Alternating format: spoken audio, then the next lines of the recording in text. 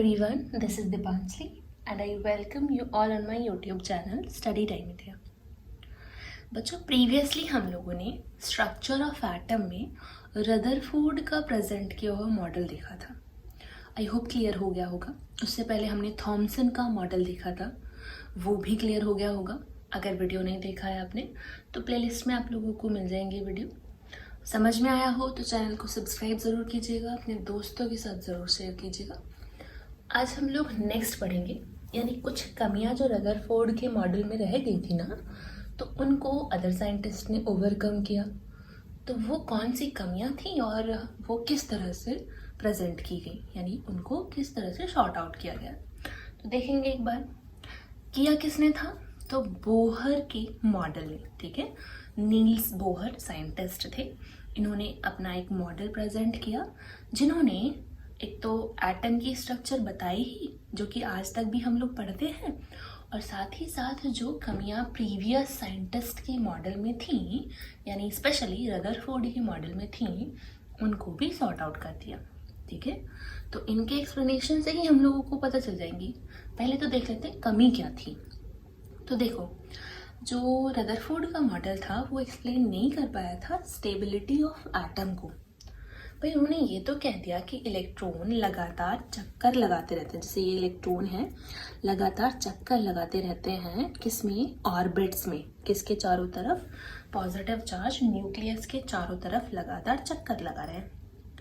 अब जब चक्कर लगा रही है कोई भी चीज़ तो एक्सेलरेटेड है, भाई डायरेक्शन तो चेंज ही हो रहा है ना, सर्कुलर ऑर्बिट में भी तो एक्सेलरेशन हो रहा है। और जब भी कोई भी चार्ज बॉडी बोल रही मैं, जब भी कोई भी charge body, it means negative charge body, चक्कर लगाती है किसी भी अदर चार्ज बॉडी की, तो वो रेडिएशन रिलीज करती है, वो कुछ एनर्जी रिलीज करती है।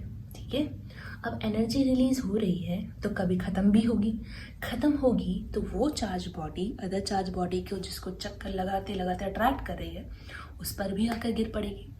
और जैसे ही गिरेगी उसकी स्टेबिलिटी तो हो गई चूर चूर, यानी एटम तो स्टेबल हुआ ही नहीं। तो ये कैसे स्टेबिलिटी है ये नहीं बता पाए कौन, रदरफोर्ड।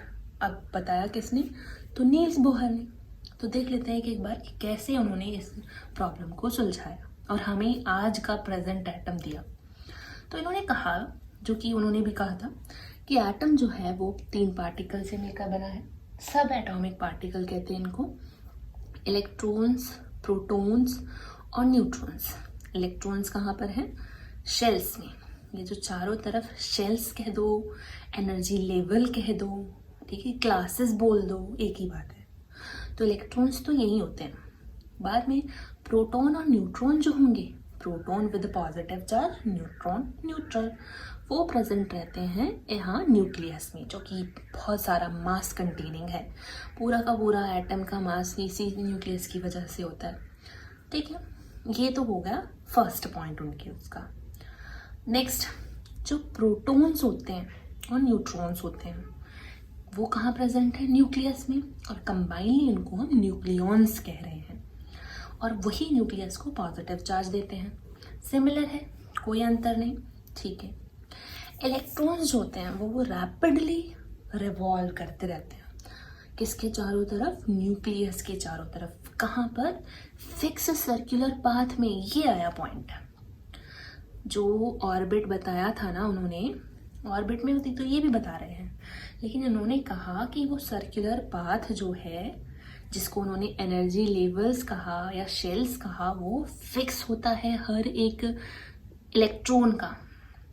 इलेक्ट्रॉन्स का अपना एक घर है, अपना एक रास्ता है, उसी रास्ते पर चलना है, उसको नहीं चेंज करना होता। ठीक है, ईच एनर्जी लेवल, पता है ये जो एनर्जी लेवल है, शेल्स हैं, अपनी अलग अलग एनर्जी कंटेनिंग है। तो each energy level associated with fix amount of energy. Fix energy है, जैसे अगर हम बात करें ना, यह है स्ट्रक्चर, तो यहाँ का जैसे इन्होंने शेल्स को डिवाइड कर दिया, कैसे, के एल एम एन। ये के एनर्जी लेवल है, एल एनर्जी लेवल है, M energy level, N energy level, M N O P Q, ऐसे बहुत सारे भी बना सकते हैं हम। तो यहाँ से शुरू किया यानी इन्होंने शेल्स को, पहली शेल क्या है के, ठीक है, ऐसे दूसरी शेल क्या है एल। तो के का जो एनर्जी है वो बिल्कुल अलग होगी एन के एनर्जी से, ठीक है। के क्लास वाली जो एनर्जी है वो अलग है, तो उस एनर्जी में मिलने वाला इलेक्ट्रॉन की भी एनर्जी अलग ही होगी भाई, है ना।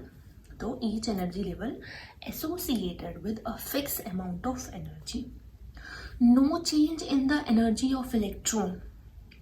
एनर्जी के में चेंज नहीं होता, वो जो आप कह रहे हो ना इलेक्ट्रोमैग्नेटिक थ्योरी ऑफ फिजिक्स, इसके अकॉर्डिंग कह रहे हो ना कि एनर्जी रेडिएट करेगी कोई भी चार्ज बॉडी जब चक्कर लगाएगी अनदर चार्ज बॉडी की। तो इस केस में जब एनर्जी फिक्स है किसी भी ऑर्बिट की, किसी भी सर्कुलर पाथ की, किसी भी एनर्जी लेवल की, तो एनर्जी का तो कोई चेंज ही नहीं हुआ, इलेक्ट्रॉन्स को तो कुछ देना ही नहीं पड़ा भाई। उस सेल की, उस रास्ते की एनर्जी फिक्स है, वो तो उतनी ही रहने वाली है, रास्ते की एनर्जी पर डिपेंड है ना, वो खुद को थोड़ी ना कुछ एनर्जी दे रहा है या ले रहा है, ठीक है। वो तो अपना उतनी एनर्जी ले रहा है जितनी कि उस रास्ते पर डिपेंड करती है। So they keep revolving in the same energy level, atom remain stable. Very important और वेरी इजी ना, क्योंकि यहाँ पर पाथ की बात हो गई है, यहाँ खाली इलेक्ट्रॉन की बात नहीं कर रहे हैं, अब पाथ की हो गई है कि ये वाला रास्ता इतनी एनर्जी वाले लोगों को ही होल्ड कर सकता है, ठीक है। तो वो लोग ऑटोमेटिक ही उतनी एनर्जी वाले होंगे, तभी तो उस रास्ते में हैं।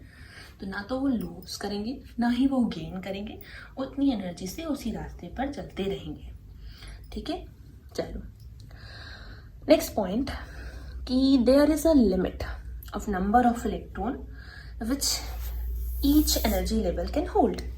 बिल्कुल एनर्जी लेवल के एल एम एन है, बिल्कुल ये एनर्जी लेवल कुछ नंबर ऑफ इलेक्ट्रॉन को ही होल्ड कर सकते हैं, हाँ, क्योंकि उनकी एनर्जी पर डिपेंड कर रहा है।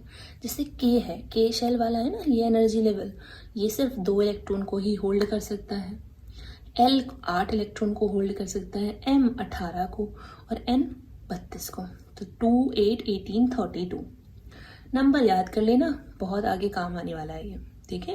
के शेल में हम सिर्फ 2 इलेक्ट्रॉन फिल कर सकते हैं, एल शेल में सिर्फ 8 इलेक्ट्रॉन फिल कर सकते हैं। क्यों कर रहे हैं ऐसा? एनर्जी लेवल ही उतना है, उतना ही वो खा सकते हैं, उतना ही उनको दिया जा रहा है। और पता है जो एनर्जी लेवल न्यूक्लियस के पास होते हैं उनकी एनर्जी मिनिमम होती है, जैसे के और एल है ना, इनकी एनर्जी मिनिमम है।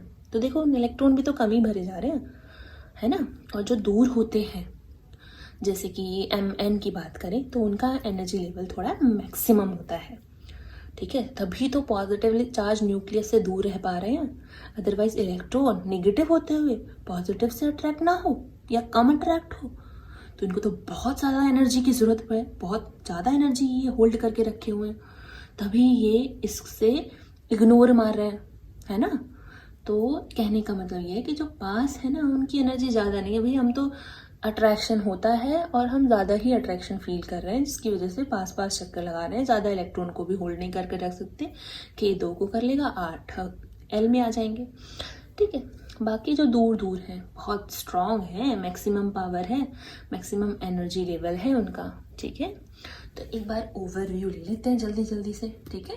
तो बोहर ने बताया कि हमारे जो स्ट्रक्चर है वो कैसी है, न्यूक्लियस में प्रोटॉन न्यूट्रॉन है और अराउंड उसके जो सर्कुलर ऑर्बिट है, एनर्जी लेवल है, उनमें चक्कर लगाते रहते हैं इलेक्ट्रॉन। इलेक्ट्रॉन जो होते हैं वो डिपेंड करता है वो किस एनर्जी लेवल में है, नंबर ऑफ इलेक्ट्रॉन डिपेंड कर रहा है किस एनर्जी लेवल में है। तो अगर वो पास वाले हैं यानी कि न्यूक्लियस के पास है तो नंबर ऑफ इलेक्ट्रॉन कम होगा क्योंकि उसका एनर्जी लेवल थोड़ा कम होता है। दूर है तो एनर्जी लेवल ज़्यादा होगा और नंबर ऑफ इलेक्ट्रॉन भी ज़्यादा होंगे। स्टेबल है, क्यों स्टेबल है? क्योंकि पाथ का एनर्जी लेवल फिक्स है। जब पाथ ही अपने आप को कम या ज़्यादा एनर्जी का नहीं रख पा रही है तो उसमें मिलने वाले इलेक्ट्रॉन अपनी एनर्जी लूज कैसे करें? पाथ तो उतनी बराबर खाना दे रही है ना, बराबर आप खाते रहो उतनी एनर्जी आपको मिलती रहेगी, ना लॉस है ना गेन है, तो स्टेबल तो रहेगा ही आदमी, ठीक है। तो ये कह सकते हैं। आई होप इतना आपको क्लियर हो गया होगा। और लिमिट है नंबर ऑफ इलेक्ट्रॉन को भरने की एनर्जी लेवल में, तो ये तो था बोहर का एटॉमिक स्ट्रक्चर और किस तरह से उन्होंने रदरफोर्ड की हेल्प की। ठीक है, तो आज के लिए इतना ही। आप एक बार रिवाइज कीजिएगा अपनी बुक से भी और अच्छे से स्टेबल नॉलेज हो जाएगी इस टॉपिक से रिलेटेड। आगे हम आने वाली वीडियोस में करेंगे एटॉमिक नंबर, एटॉमिक मास, उसके बाद छोटे से टॉपिक्स हैं। Then we have completed this chapter.